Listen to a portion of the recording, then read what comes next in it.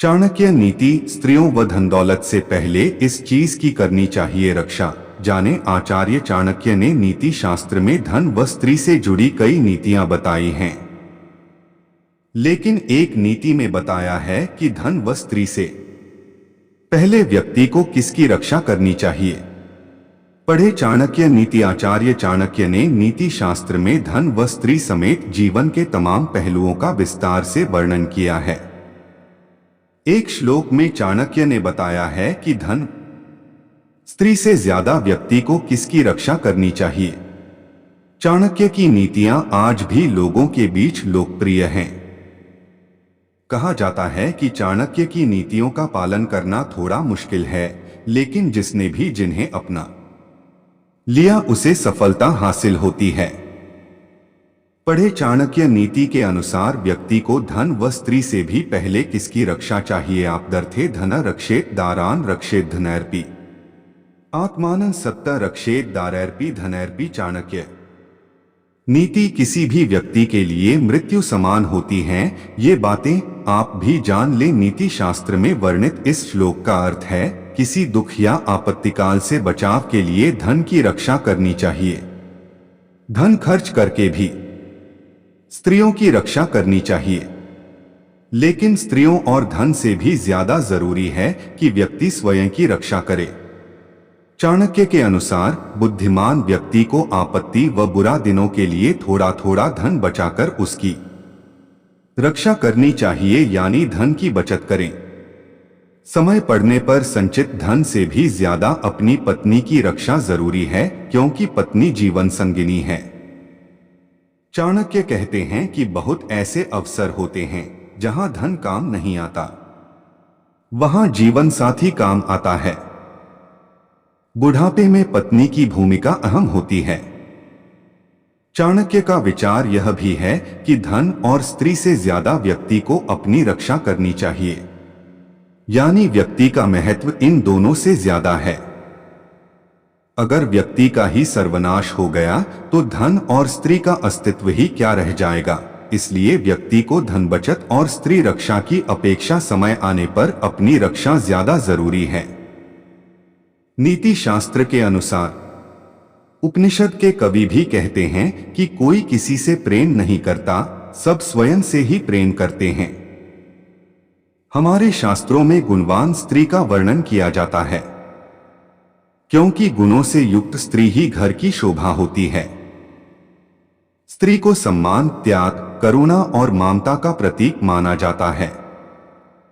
चाणक्य के अनुसार गुणवान स्त्री कुल का गौरव बढ़ाने में सक्षम होती है। स्त्री को शक्ति का भी प्रतीक माना गया है।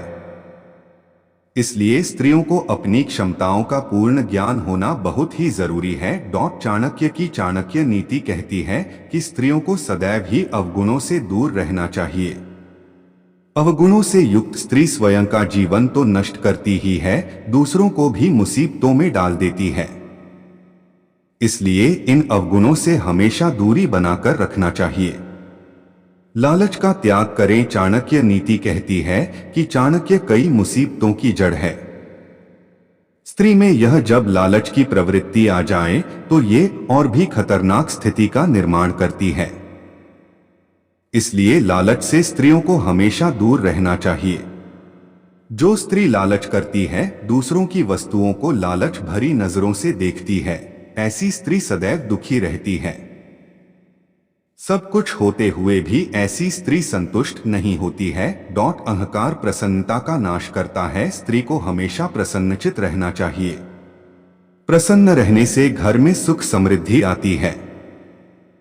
घर में सकारात्मक ऊर्जा का वास होता है।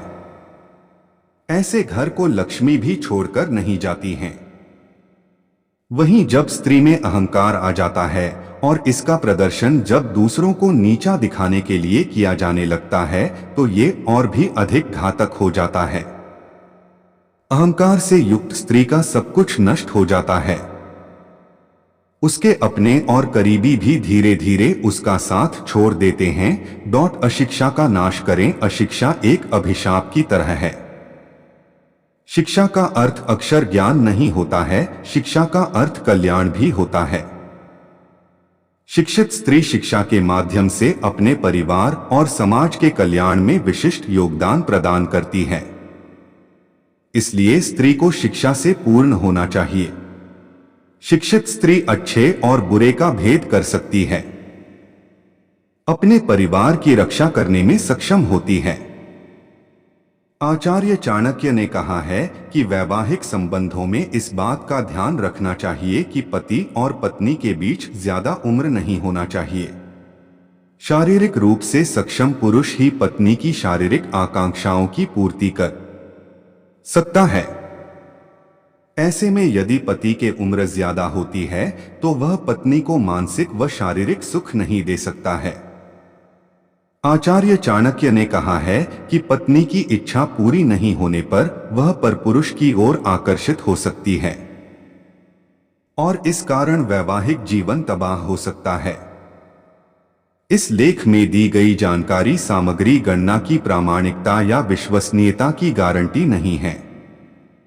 सूचना के विभिन्न माध्यमों ज्योतिषियों, पंचांग, प्रवचनों, धार्मिक मान्यताओं, धर्म ग्रंथों से संकलित करके यह सूचना आप तक प्रेषित की गई है। हमारा उद्देश्य सिर्फ सूचना पहुंचाना है। पाठक या उपयोगकर्ता इसे सिर्फ सूचना समझकर ही लें।